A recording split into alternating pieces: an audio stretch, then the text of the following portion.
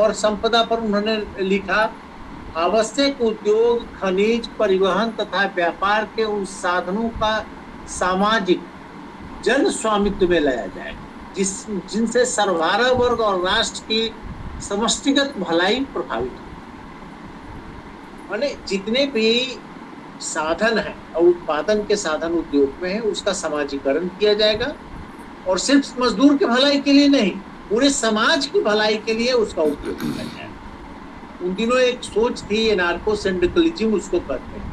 कि बहुत सारे मजदूर ये सोचते थे कि कारखाना का जो माल हम पैदा कर रहे थे सब इसके हम मालिक।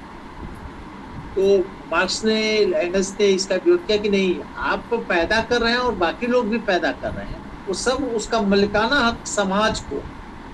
उसी बात को ये यहाँ पर रखते हैं कि वो सर्वहारा के जो उत्पादक है उनके लिए और फिर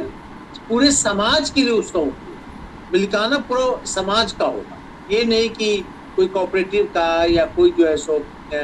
फैक्ट्री के मजदूरों के एक सब। और ये बड़ा साइंटिफिक बात है, जो वैज्ञानिक समाजवाद की बात आती है वो इसी में नहीं, क्योंकि ओवन ने मार्क्स के पहले प्रयोग किया था इसी ढंग से फैक्ट्रियां खोल खोल करके, तो वो देखते थे कि फिर भी पूंजी जमा हो जा रही है, सबों को बढ़िया से वो देते थे, खूब पीते थे, तो भी तो काल्पनिक समाजवाद की परिकल्पना थी उनकी। तो इसीलिए होता था कि बाजार के हिसाब से वो सरप्लस वैल्यू, अतिरिक्त मूल्य पैदा हो जाता था और पूंजी के रूप में जमा हो जाता था। लेकिन जब वो समाज को जाएगा, हर तरफ से पैदा किया हुआ जो माल जिसको पूंजीवाद में कहते हैं और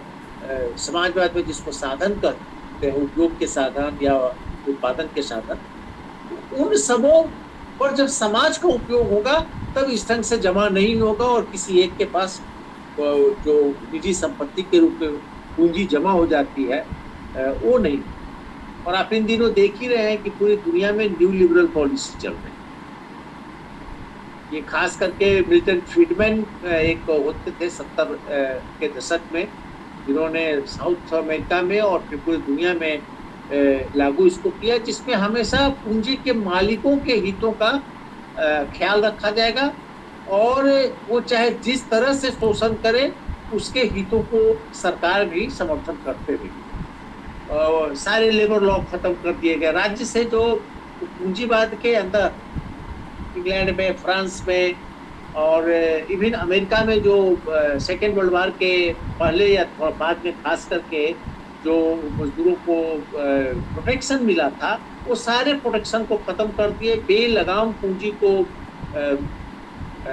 एक देश से दूसरे देश में जाने